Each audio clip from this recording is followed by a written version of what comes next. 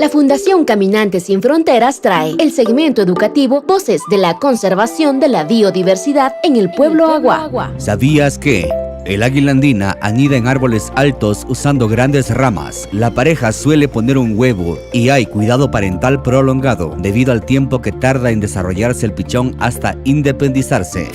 Si protegemos los bosques, aseguramos el futuro del águila andina y su pichón en crecimiento.